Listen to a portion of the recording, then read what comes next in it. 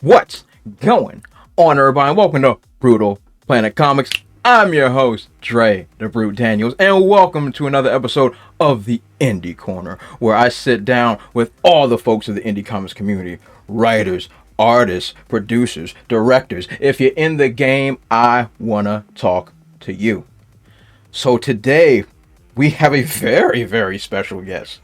He is the proprietor, director, and writer at PopSkull Press, and he is a former Marvel Comics editor and writer. No doubt a man of 1,000 hats. Give it up, everybody, for Alin Silverwood. Yay! What is going on, my friend? Thank you for taking the time out to come and sit and talk with me. How are you doing? Thanks, man. Hey, I'm doing okay. Appreciate you having me around. Absolutely. Absolutely.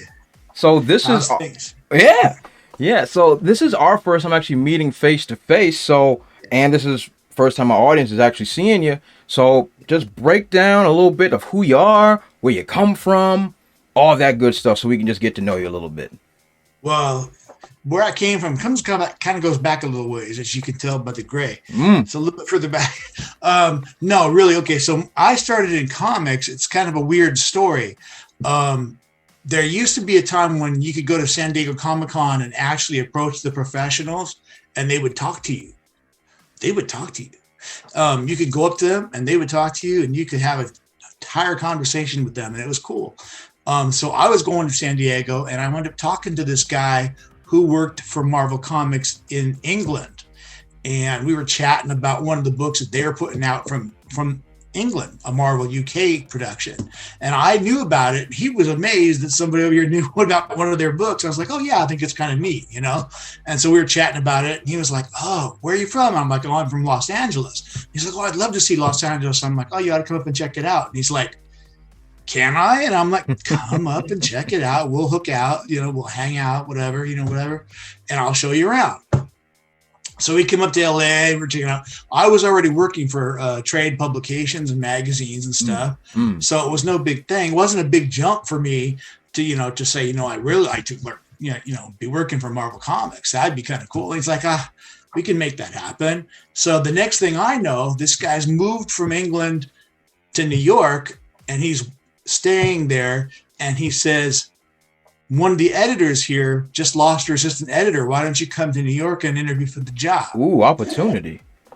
Right. So What can I do? I'm like, I threw everything in the back of my Toyota Celica hatchback, and I was on my way to New York. A week later, I'm in New York City, living in the apartment of the editor who I interviewed with. Oh my God. I'm living in her apartment, and I interview with her, and I get the job. Wow. Like in a matter of like 2 weeks time, I'm living in her apartment and I'm working for Bobby Chase. Wow. And I'm working on the Hulk, She-Hulk, Ghost Rider, and G.I. Joe, a couple other things. And I'm working for her and living in her old apartment, which was kind of a funny thing for us, It's like, I know where you used to live because I live in there, I'm in your old bedroom, It was kind of a funny thing. But so and there I was on the editorial staff. And so I worked there for a while. I wrote a few short stories while I was there and did that for a couple of years. It's always been hard for me to stay places for a long time. I've always been kind of a nomad. Okay. And so I stayed there for a couple of years, did a little bit of that. And then it was, I had some personal stuff in my life going on. And I wound up coming back to LA. Okay. Went to Hollywood. Went to work for Paramount Pictures in Hollywood. Hey. Yeah, worked in home entertainment. Worked on things like the Titanic and Braveheart, Forrest Gump. Did a lot of that kind of stuff. Wow. Okay, Alan, let me pause you for a quick second here. Sure. Yeah. So when you were, I'm gonna rewind just a touch. Sure. When you were staying with the editor, what about you just made her just want to snatch you up and get you right in there to get you started? Was it like the energy? Was it the vibe? Was it your body of work? Like, what was it? Here's the thing. I came in, I was in my early 20s.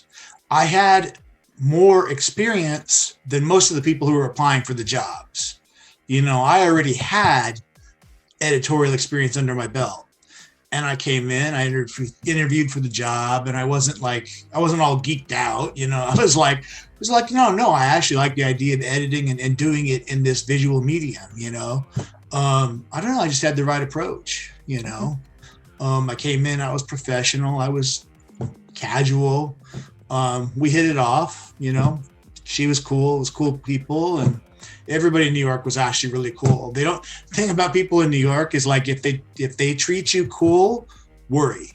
Okay. If they treat you like a jerk, you're in. It's like the and opposite. I had a great time. I had a great time, man. I had a great time there. That's great. I'm so glad to hear that you had such a positive experience. It was pretty good. I mean, there were some things that was like it's still corporate America, kind of thing. So there were some problems, but overall, it was a lot of fun. And sometimes I still dream about it. I still dream about going back and working at Marvel Comics to this day. I still have dreams about going back and working there. Yeah.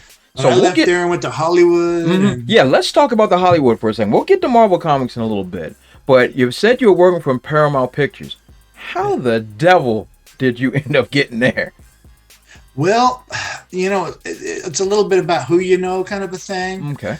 But also, I went to work in advertising and promotions and stuff, marketing, and I was doing, materials. So it's kind of like ties into editorial stuff. Yeah. And it was really funny. It's completely surreal because I would be working on the lot at Paramount Pictures where we filmed things like Star Trek and stuff. So like I was on the bridge of the USS Enterprise at one point. God. I used to have a picture of me on the bridge of the Enterprise. I don't know whatever happened to that. And in the teleporter room. And but weird things would happen. Like I was standing in line for the catering truck at lunch one day behind two Klingons ordering, like tuna salad sandwiches, kind of thing. Weird stuff like that would happen when you work on a movie lot. You're walking around the back lots where they film stuff. They have all the fake studio stuff, all that kind of stuff. They filmed a lot of stuff while I was there. I was watching them. I used to have a skull from the Braveheart premiere that I had put in my car. I'd put it in the front of my car and I called it Yorick. But it was actually from the Braveheart premiere deco. Oh my decorations. Goodness. And it was in my car for the longest time. Wow. It was just weird. It was so surreal. But it was a lot of fun. And that was my Hollywood period of time. And I did that and I worked for some agencies after Paramount. At one point in time at Paramount, they didn't know where to put me and they had promoted me. And the president of home entertainment had moved on or retired or something. And his office was vacant. It was a big corner office. You actually see it in a lot of things when they show Paramount Pictures. You see these gates and this big corner office is up there above the gates. Yes. I was in that office for several months because they didn't know where else to put me. So I had the president's office. This big office with a shower and I sat in that office for several months. I had that office. Wow. That wasn't even the president. I just had this. It happened to be empty, and that was where they put me. So I had that office for a while. It was crazy. So from what year to what year were you working in Hollywood? I was in Hollywood in the 90s, like late 90s. Okay. Like a few years in the late 90s. And then I did that rolled into the early 2000s because I did some agency work, creative agencies. Okay. And then I had another weird thing happen to me. I landed in Hot Wheels. The car manufacturing? The toy car? Toy cars. Toy car manufacturing? Yeah. That's dope. Yeah. About 2003, I landed at Mattel working for Hot Wheels. And I went from comic books to movies to toys. Now, what in the world were you doing at Mattel? Well, as a matter of fact, I'm still working for them. I still do work for them. That's kind of like my day job. Gotcha. I write copy for them. I write pop culture articles. I write, like advertising stuff and promotional stuff and things like that. And some pop culture things that are really fun about cars and things with Hot Wheels. Or, also with Hot Wheels, I've written stuff that relates to things that Hot Wheels have put out, such as Marvel cars. That's true. DC cars, Star Wars stuff. So I've written a lot of that kind of stuff too. So it kind of ties into it's like full circle sometimes, Yes. But Oh my but goodness, that's crazy. but yeah, so it's kind of funny how it's all worked out like that. But yeah, my brother-in-law kids me. He says, "You've never had to grow up," and I'm like, "Why would I? Why would I waste my time doing that? Why would I do that? It hasn't wouldn't have served me well. I don't think, you know." Nope. But I'm having way too much fun. You know, it's just funny stuff. But then, you know, a few years ago, I started thinking about it. I'm like, you know, I really kind of miss doing those comic things. And I have these ideas I always want to do. I had ideas. The Spies Among Us that I'm working on, I had this idea way back when. And it was really kind of a wild, trippy idea. And it was really an original kind of an idea. It's a real twist on kind of not really what I don't like to call it superheroes so much. That's why I call them superpowered individuals. Which is one of the greatest acronyms of all time. Spies Among Us. S.P.I. Yeah. That's great. Yeah, and you know the whole Spies Among Us thing. Yeah, that whole phrase, you know. But yeah, and it actually really applies because the whole thing about the book is that what happens is there is a superpowered individual who is so vastly, his power is unlike any superhero that I can think of or that I've ever heard of. It's very different and it's really, really powerful. And what he did, and hold on, Alan. We'll get to Spies Among Us. We'll get to that. I'm really excited. I really want to dive into it. We're going to get to that in a second. We're going to follow your timeline just a tad bit. Because oh boy, I definitely want to talk about that really, really badly. But I want to follow your timeline just a tad. So, so while you're at Marvel, what were the things that you wrote? Because you were the writer editor at Marvel. I was editorial assistant, and I did write some stories while I was there. The first story I ever wrote for them was a West Coast Avengers backup, which was amazing because I was from the West Coast, and that was what I wanted to do more than anything. So, and my favorite character was Hawkeye. So the first story I got to ever write for them was a West Coast Avengers story with Hawkeye in it. Couldn't have been happier. That's absolutely awesome. Wow. And so how long did you do that West Coast Avengers run? How long were you on that one? I just did a backup, an annual backup story. Oh, okay. Yeah. All of my stuff was all like annual backup stories or some Marvel Comics Present stuff. Okay. So like the annual pushes, like usually. Yeah, you always had to do stuff with short stories and things. I was never really satisfied with that though. I wanted to do things that actually impacted characters on a long-term basis. In fact, one of the things that I did do, and I slipped this through, there was a character they had called Thunderbolt, and they had killed him off. Yeah, yes. And I was like, well, one of the things that I thought at the time, and you know, this is circa 1990, is like, why are all the characters white guys? I'm like, here we go. You know, one of my friends on staff was a letterer. He was like, he was freelancer, I guess. I guess he wasn't really on staff. He was more like a freelancer. Mm-hmm. Anyways, he was a Puerto Rican guy, and his last name was Lopez. Nice. And I was like, okay, you know how they like to give everybody names like Peter, Parker, like kind of. I'm like, let's name this guy Luis Lopez, and let's bring this Thunderbolt guy back and make a speedster. And it was kind of a joke because Ken Lopez, who was a letterer, every Halloween he had a Flash costume, so we'd always dress up as the Flash. Oh, a meta joke. Which was from DC, not Marvel. Uh-huh. So I was like, let's bring him back and I did it in a backup in a Hulk annual, and I created Luis Lopez, and I brought him back, and I made him kind of a new character. And it's based on an old character, but I brought him back. And then nobody ever used him again. And the next thing I know, they did this Civil War weird thing right around 2000 or whatever. Yeah. Oh yeah. Don't get me started. Yeah, there's nothing to really be said. Here's the thing: you go around now online, and you look him up on the internet, and you find Thunderbolt 2 or Thunderbolt 3, and you find Luis Barrett.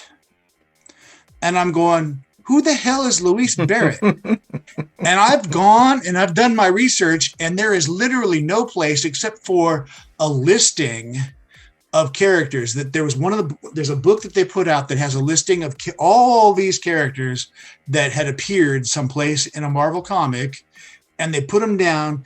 Now, there was a character with the last name of Barrett associated with this Thunderbolt character previously, but my version, named Luis Lopez, was named Luis Lopez, not Luis Barrett. Got it. Somebody made a typo, and now everybody thinks that the last Thunderbolt that exists is Luis Barrett, and it ain't. Wow. It's Luis Lopez. So you could literally look back at the Hulk version that I created. I mean, the version in the Hulk that I created, and it's the last version of him that has ever appeared in a story is Luis Lopez. I can't get them to fix it. So more or less, in the story since then. So more or every less, time you see a Thunderbolt named Luis Barrett, any reference to Thunderbolt named Luis Barrett online, it's wrong. So it's yours is the canon one, more or less. In your canon, it will be. And he's a Latino. He's not some Luis Barrett. That doesn't even make sense. Gotcha. What? I mean, sort of doesn't necessarily, but you never know. Yeah. But I'm like, but it's wrong. Yeah, from your head canon. I'm like, you took the one guy I actually created and you just screwed it up. Oh man! And I'm like, man, that broke your soul. I did write the first. What I'm pretty sure was the first solo Black Cat story. Okay. In one of the Spider-Man annuals. I'm pretty sure I have that claim to fame, is that the first ever solo Black Cat story that was written. I think that was me. So I have that. Do you recall which year that was that you wrote that one? The Black Cat story? God, 91, maybe 91, somewhere right around there. That might be the first time she ever got her own, solo story. And it was in the backup of a Spider-Man annual or Web of Spider-Man. I don't know. There were Spider-Man books. But yeah, so I did a little bit of that kind of side.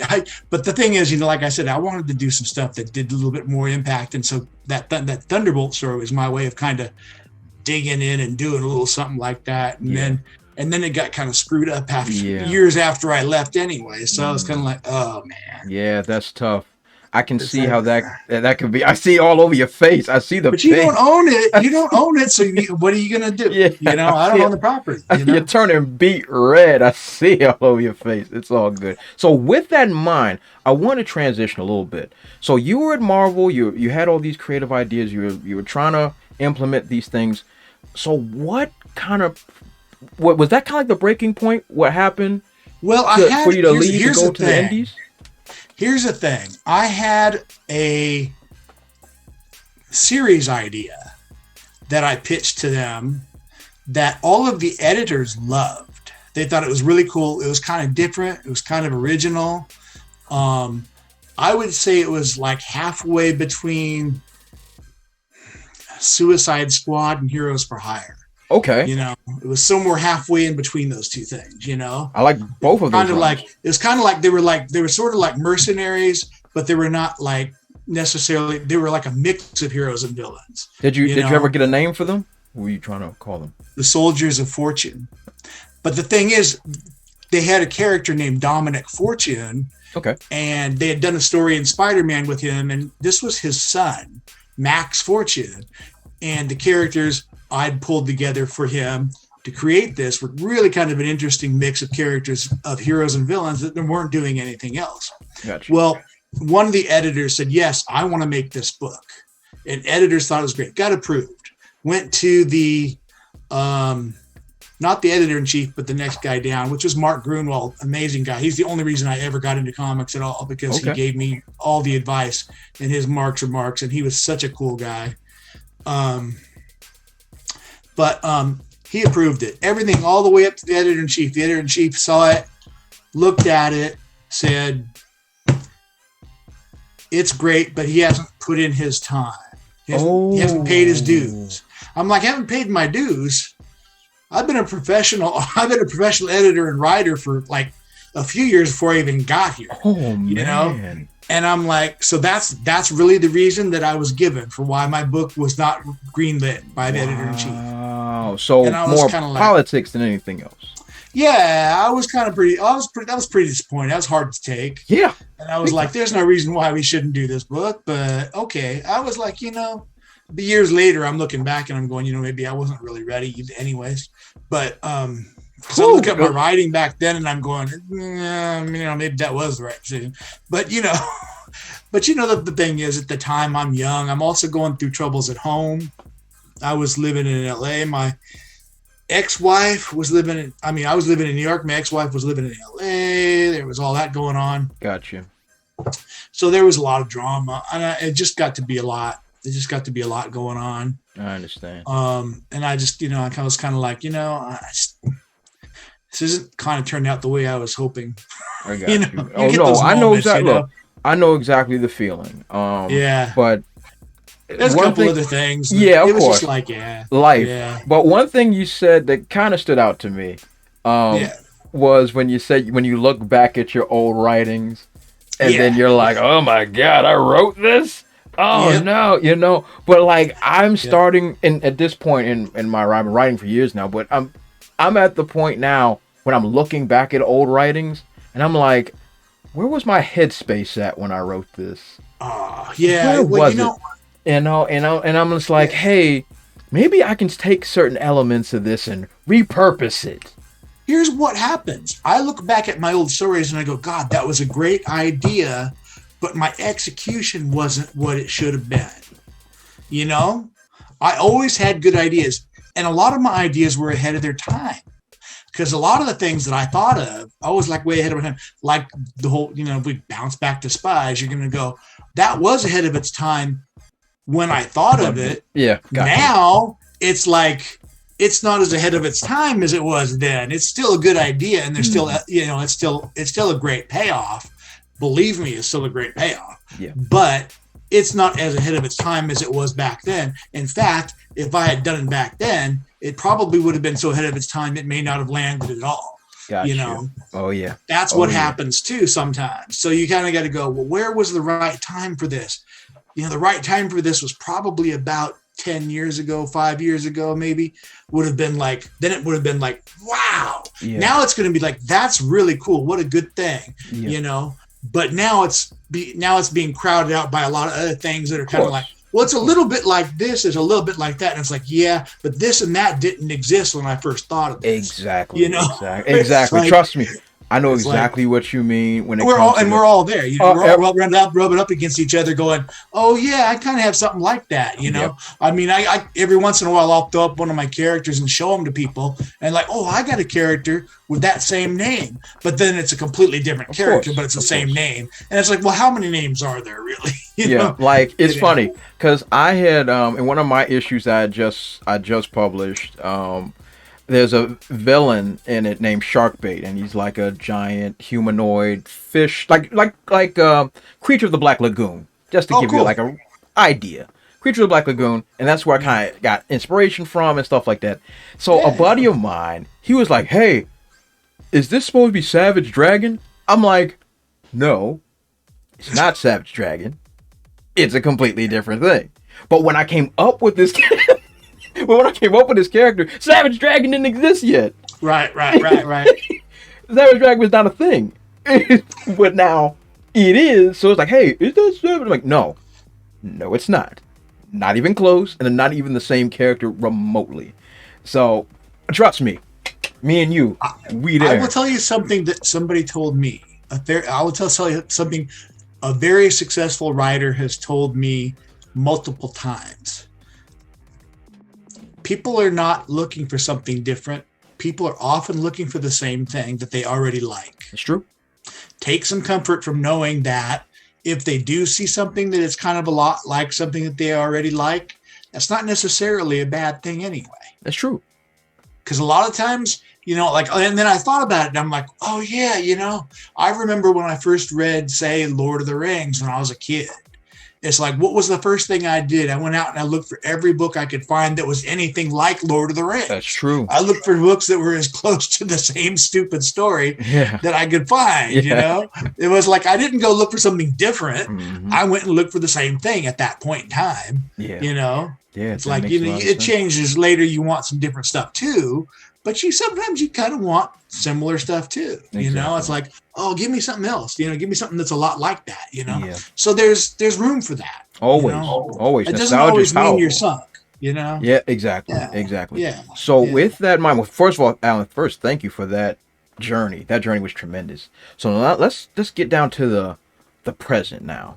Let's talk PopSkull Press. How does this happen?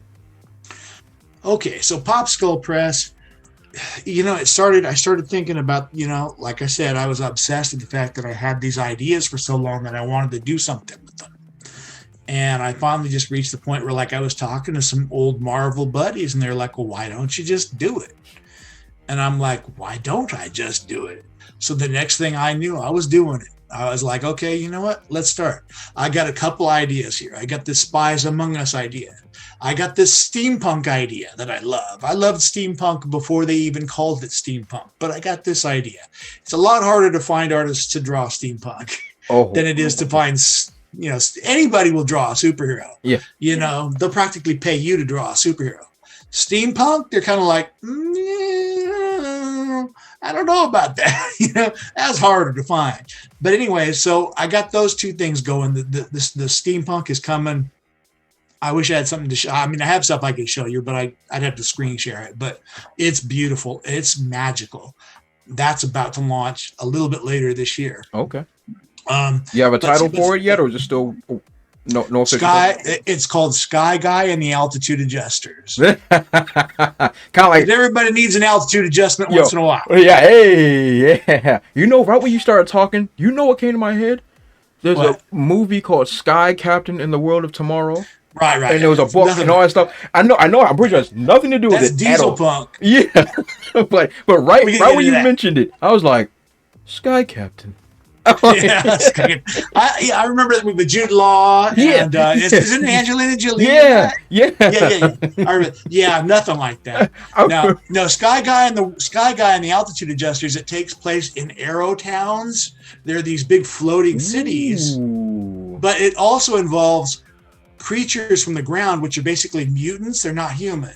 They're human, but they're mutated human. So just for the sake of my own imagination, for the sake of my imagination. So I'm picturing New Genesis from like the New Gods comic, kind of like not that kind of dynamic, just a little some different. Okay, all right. Help me out. No.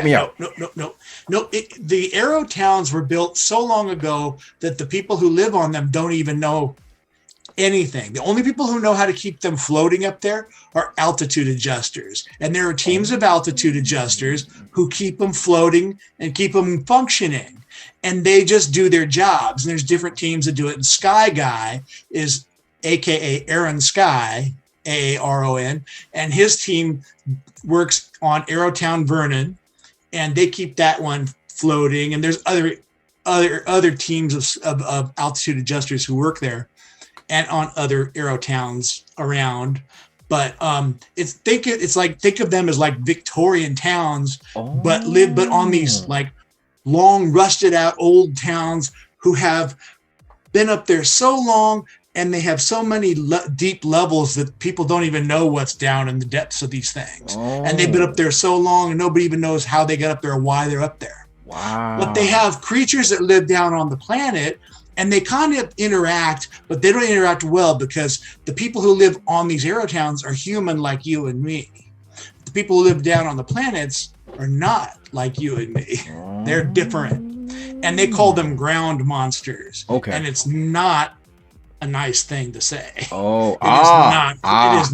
is not pleasant. There's not a thing, but there's a lot of black market trade, you know, that goes back and forth because the people in aerotowns, they need shit from the ground, you know, so there's that kind of going on. In the meantime, these altitude adjusters, that's kind of their job. Skyguy's team, he's got a small team of people, and they run around in these hot-ass sky sloops. They're kind of bitchin'-looking things. Vehicles they zip around in, and they work out of the back of these things underneath the aero towns. They kind of up working on the bottom, doing their stuff to keep these things, you know, like fixing shit, whatever. Yeah. In the meantime, somebody sort of starts sabotaging Skyguy's team. and stuff starts to kind of go wrong, and we don't know why. And I'm gonna leave you. I'm gonna leave you with that. Okay. All right. Cool. I like cliffhangers. I like I'm gonna that. leave you with that. I'm with it. I'm with it. I'm already hooked. You got me. Yeah. You got me like this. I'm hooked. Yeah. I'm hooked. I'm gonna leave you with that. So there's cool. a lot more to it, and there's a lot more weird things that happen. Yeah. Like one of the guys on Skyguy's team, his number one guy is this big, like 8 foot tall orange guy with horns, and he's got like an extra thumb on each hand on the other side, and his name is Marbury, and he's basically a guy who could basically rip you in half with his bare hands, except he'd rather read classical books and listen to classical music. Oh, so a beast that looks savage, but on the inside. Oh, he's not at all. Not at and all. The other two members, well, the other 3 members of his team, Serena, who's actually really skilled at making weaponry. She can make weapons, like crazy ass weapons that you shouldn't even be able to make. And then her brother, Loris, who makes anything. He's a tinkerer. He can make shit up like crazy. In fact, the first issue, he winds up losing his left arm, and he just makes an arm, and he thinks it's an upgrade. He thinks that's cool. And Lois, and then the last person on their team is Tom, the automaton, which Loris made. Now, technically, Tom should only be able to do functions that he's basically wound up, and he just does them, Of course. But for some reason, Tom starts to kind of develop things like he kind of does things on his own, which he shouldn't be able to do. And he takes kind of almost like an affinity toward Loris, which is not normal or natural. Why is he sort of it's like he should really only be able to pick that up and move it over there. But he doesn't just pick that up and move it over there. He also grabs Loris and pulls him back from the edge when he's about to fall off. Wow. It's like he shouldn't be able to think to do that. He doesn't have that capacity. Where is that coming from? So there's some definitely weird shit going on. All right. Okay, Alin. I like it. All right. Yeah, there's definitely some stuff happening. Absolutely. So let's talk a little bit about your Kickstarter. Let's talk about the superpowered individuals among us, Spies Among Us. Tell us a little about it. Okay. So why I thought that was kind of strange to call that I did kind of wanted to avoid the superhero so much. Sort of thing is that it's a world where I drop you right in the middle of the chaos. I don't start with Dr. So-and-so was working in his lab one night and something blew up and then suddenly he had superpowers. I drop you in the middle of a world where suddenly these superpowered individuals who have existed among us historically, if you go back and you think of mythology, these people were actually superpowered individuals. They existed, but they were just written off as myth or whatever. But the ones that exist today have been kept hidden by a spy named Dr. Anonymous. But what happens is Dr. Anonymous, and the story starts in 2012, which is a hint. Okay. The story starts in 2012. Dr. Anonymous has suddenly stopped showing up. He has this massive power that has been keeping them hidden. And this is a power, like I said, it's like, I've never heard of this in any place. And it's a crazy, massive power. Okay. What he actually does. But he just stops doing it. And the superpowered individuals that live in this world are used to him kind of keeping them hidden. Some of them like that he keeps them hidden. Some of them don't. There's different factions. But here, everything's chaos all of a sudden. When you drop into the middle of this first book, and we're on the second book now, everything's chaos. The whole world has gone crazy. And the first thing you see is one of the spies that's a good guy rescuing one of the spies that's a bad guy from a mob who's about to basically mob justice his ass. Oh yeah. But he comes down and rescues him, And, the bad guy's kind of like, normally you'd be kicking my ass and now you're saving it. And and the good guy is kind of like, don't mention it. And then the bad guy says something else. And he's like, no, really, don't mention it. Kind of like, you best shut up. Yeah. But the point is that suddenly Dr. Anonymous has gone missing, and it left the spies exposed, because after every experience where spies were publicly exposed, Dr. Anonymous would show up and make everything that happened unhappen. If buildings were destroyed, they would be replaced as if they never happened. If someone was injured or killed, they would be restored, even resurrected. It would be like it never happened. And the only people who would remember that this event even took place would be the spies. So norms, what they call norms, normal people like you and me, would never know that anything happened. There was like no trace of it. It's like it never happened. He would basically make it kind of unhappen. So he kept Spies anonymous. Wow.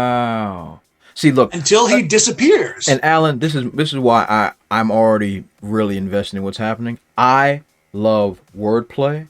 I'm a sucker for wordplay. Oh, there's a lot of that in this. I put it in my own writings. I love it in writings.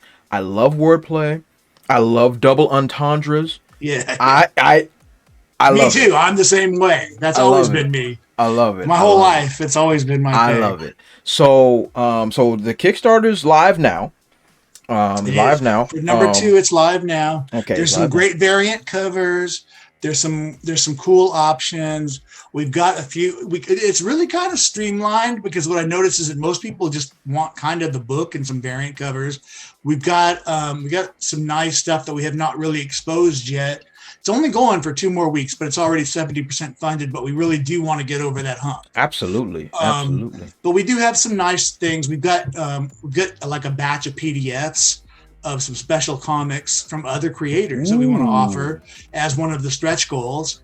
We did a stickers. Okay, you remember the old Avengers where they put the little heads on the cover? Absolutely. Okay, in our first one, there's an artist named Walter Giovanni. Have you heard of him? Not off the top of my head. Really nice guy. He did some stuff that reminded me of John Buscema. Okay. So we did stickers. Actually, I can show you. In the first campaign, we did a set of stickers. He did these. These are 4 of the characters. Hey. He did these heads for me. Wow. So we did a set of stickers out of those. And so we put those stickers in as a stretch goal for the first one. We've got, for the second campaign, we got 4 more heads as a set of stickers. Hey. So that's like a little stretch goal. We're going to throw in some Walter Giovanni is really nice. If you look him up, he's a fantastic artist in the indie community. So that's one of the things we're going to throw in. We're probably going to do some trading cards, trading card stuff. But there's a villainess named Requiem Bell, who is amazingly crazy. She's a psycho. She makes her debut in the second issue in the backup story. The backup story in the second issue is the first time you see Dr. Anonymous in action. It's literally his first appearance and possibly his last, because it's the last time he ever appears before he goes missing. It's the last appearance of Dr. Anonymous doing his thing. And it's the backup story, and Requiem Bell is part of that story. And she's kind of a psycho. Basically, Requiem Bell has the power to scream your soul out of your body. Oh, that's cool. And then take control of your body like a zombie almost, and use it. So imagine this. Imagine a crazy woman who can walk into a crowd and just scream like a banshee. God, I wish I could. If you could find that picture of Requiem Bell and show it, it's amazing. Okay. Kevin West did it, and it's crazy scary. But it's one of the covers. We did a Virgin cover with her, and there's a few of them still left. But basically, she could scream into a crowd, an instant zombie army. Wow. She's called a Category 5 threat. Okay. I love numbers. She's top. She is the top. She's like top level threat. Okay. Crazy, batshit crazy. That's crazy. I like it. She's in there. That sounds like a whole lot of fun. She's a crazy character. That's great. But you've got this group of characters, the main characters, the course of characters. It's the Black Ghost, Fortress, Wild Swan. Wild Swan is kind of a fun character because she's this like delicate Asian beauty with wings who's had to hide out in this town where there's some spies don't look normal. They don't look like humans. They can't pass for humans. So there's this one town where they had to hide while Dr. Anonymous has been, keeping spies, hidden and anonymous. They've had to hide out anyway. But now he's disappeared. So, she's out. She's broken free. But thing about her, she just seems like this little delicate Asian, model or whatever. But she basically, her whole personality, she runs around, drinks whiskey, plays at poker, and she cheats. Of course. She smokes cigars and drinks whiskey, cusses like a sailor.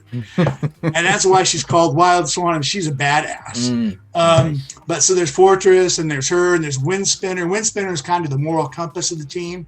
And she's based on Simone Biles, actually, which I thought was kind of funny. When Simone Biles was taking all this crap during the Olympics right now, I'm like, you leave her alone. That's Windspinner. You leave her alone. She pick on her. I also have Neil deGrasse Tyson in the book. Okay. That's kind of... He's called Dr. Thomas DeForest Nelson, but it's based on Neil deGrasse Tyson. God. Yeah. And there's shout a outs reason for that too. There's a lot of little hints in this book. There's a lot of little hints and clues throughout this book. I love it. That sounds like a real fun time. That sounds like something you put a lot of heart and soul into. Yeah. That sounds really dope. And these guys are going to try to find Dr. Anonymous and figure out if he can put the genie back in the bottle. Ooh. See if he's alive or not even. They don't know what happened to him. They don't know how he did what he did. They're just going to try to find him. Yeah. So that arc sounds really, really dope. And for everybody that's watching, the Kickstarter will be in the description section below of this video. Definitely show your support for my good friend Alin and PopSkull. They're doing the Lord's work. So definitely check that out. So Alin, this has been one of the funnest interviews I've done in a long time. Thanks, man. Thank you. It's fun. This has been a lot of fun, and I'm definitely gonna have you back. We're gonna do some other stuff. Might have you featured on some stuff coming up soon, so we can just kick it and chill. And because like me and you, we like this. So like we're gonna have some fun. Yeah, we're gonna kick back and chill. So so everybody out there, check out the Spies Among Us Kickstarter. Support PopSkull, without a doubt. Show them some love. And support the indies, my good people. Support the indies, because we ain't going nowhere. So, Alin, is there anything else you would like to say to the millions, not millions, but the masses, you like to say? Yeah, no, basically what you just said. So think about the indies. There are a lot of really good creators out there. I mean, it's not just me who needs your help. We do need your help. We are trying to survive. We are trying to create some really good stuff for you so that you have an alternative and a great place to go for art and for stories that you're not going to get from the big guys. No way, no how. They're just not going to take a chance on going away from something. We're trying to do stuff that may be a little bit like them, and maybe some cases it ain't anything like them. So, thank you for thank you for being there. When we need you, thank you. And everything Alin said, double take on that for me. Absolutely. So once again, check out the Kickstarter and check out PopSkull Press and subscribe to their newsletter. Subscribe to the newsletter. Check it out. PopSkull Press on Facebook. We do have a little link in there to subscribe to our newsletter. We would love to have people on our newsletter. Absolutely. And I will leave a link in the description section below as well. So I want to thank you, Alin, once again. Thank you for making the time to come up on the show. This has been a whole lot of fun. And anytime was fun. Oh, yeah, absolutely. And for all those watching at home, thank you for taking the time to check out the vid. And I will catch you all next time. Also, if you want to support my channel, check out spinwiz.com or download the Spinwiz app and check out my comic series, Trouble.